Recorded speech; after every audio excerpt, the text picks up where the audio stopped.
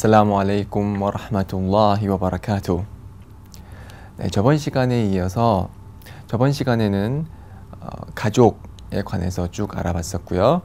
지금 이제 결혼을 하고 나서 이제 아버지가 되고 어머니가 되고 가족을 형성했을 때 우리가 이 가족 구성원들에게 어떻게 대해야 되는지 알아보도록 하겠습니다.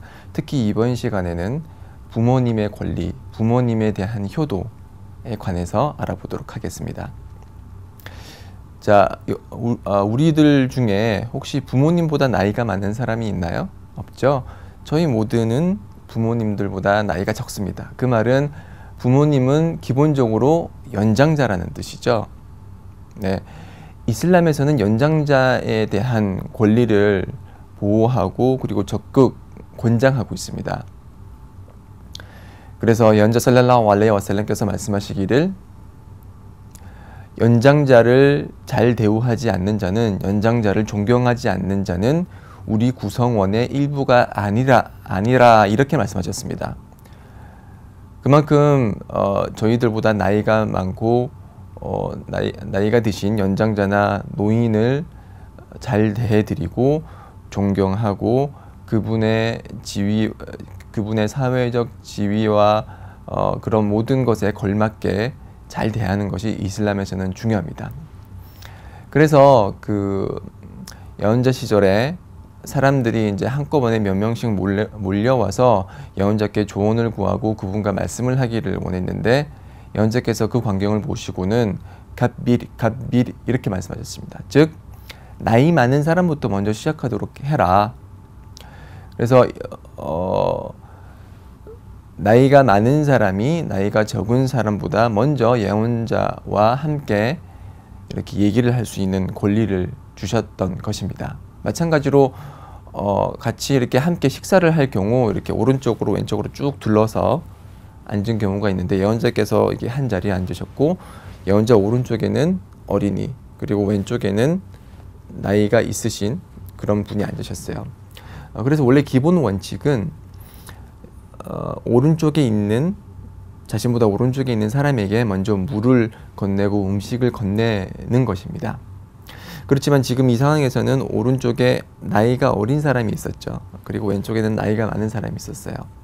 그래서 예언자께서 오른쪽에 있는 아이에게 여기 왼쪽에 있는 나이 많은 사람에게 먼저 물을 줘도 되겠느냐 이렇게 말씀하셨다고 합니다. 그만큼 나이가 많은 분들, 연장자에 대해서 이슬람에서는 아주 커다란 의미를 부여하고 있고 그렇기 때문에 연장자이신 부모님에 대한 그런 효도는 더욱더 중요성이 커진다고 하겠죠. 그래서 이 부모님에 대한 효도는 두 번째로 이슬람에서 두 번째로 가장 훌륭한 선행입니다.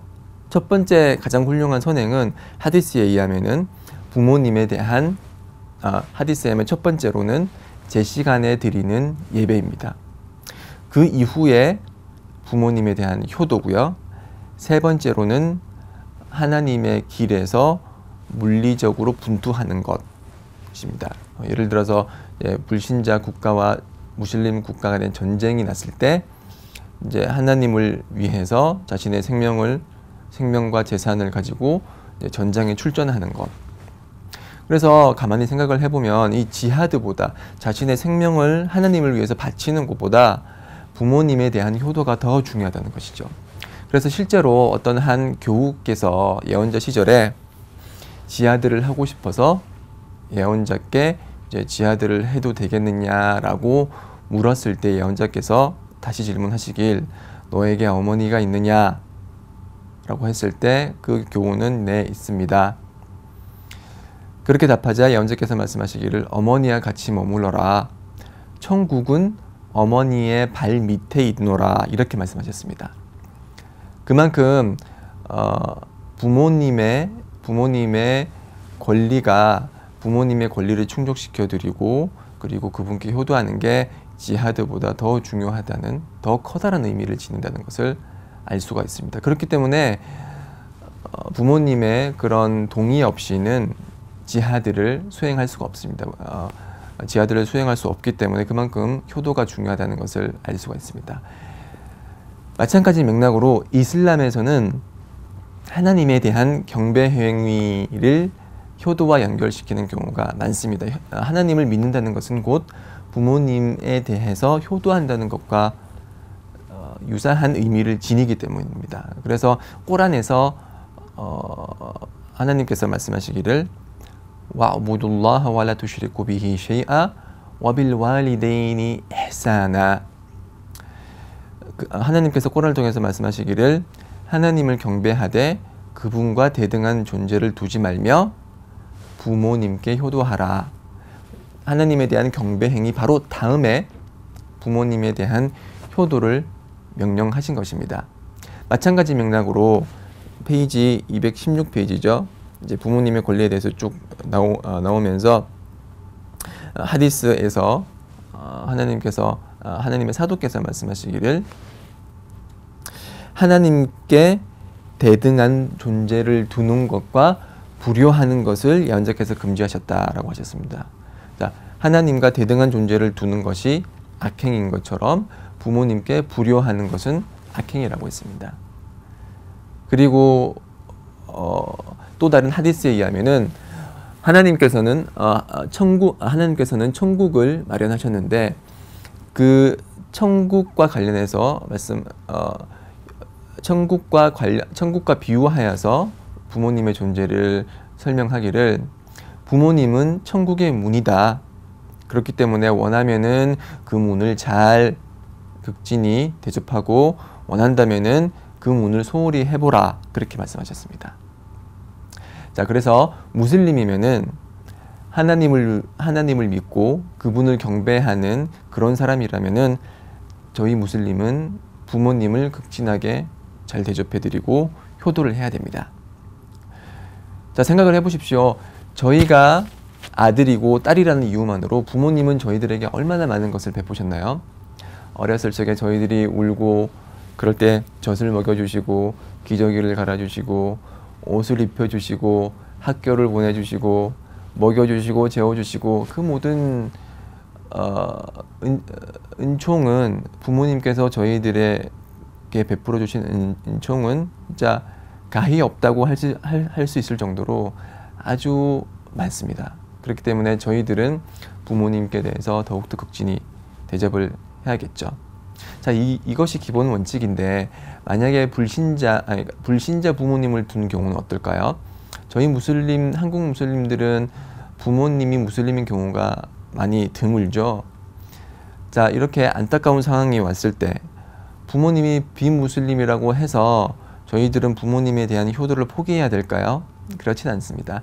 이슬람에서는 부모님이 비무슬림이고 불신자라고 할지라도 그분에 대한 효도는 여전히 유효합니다. 그리고 그분에 대한 경제적 부양을 책임져야 되고요. 다만 부모님께서 이제 이슬람이 아닌 다른 종교를 종용하거나 이슬람을 포기하라, 하나님의 종교를 믿지 말라라고 했을 때 그 부분에 있어서는 따르지 말아야 됩니다. 그렇지만 그 이외에 명령하시고 저희들에게 분부하시는 부분, 그런 부분은 저희들은 항상 최대한 노력을 해서 그분들의 말씀을 따르고 그분들과 함께 훌륭한 가족 생활을 영위해 나가야 합니다. 이것이 바로 부모님께서 저희들에게 가지는 권리이고 저희들이 그분들에게 베풀어야 될 효도인 것입니다. 자, 이렇게 가족을 형성하면은 이제 저희들이 부모님이 되기도 하고 저희들 밑으로 자식들이 있겠죠, 그렇죠? 그럼 저희들은 자식들에게 어떻게 대해야 하느냐?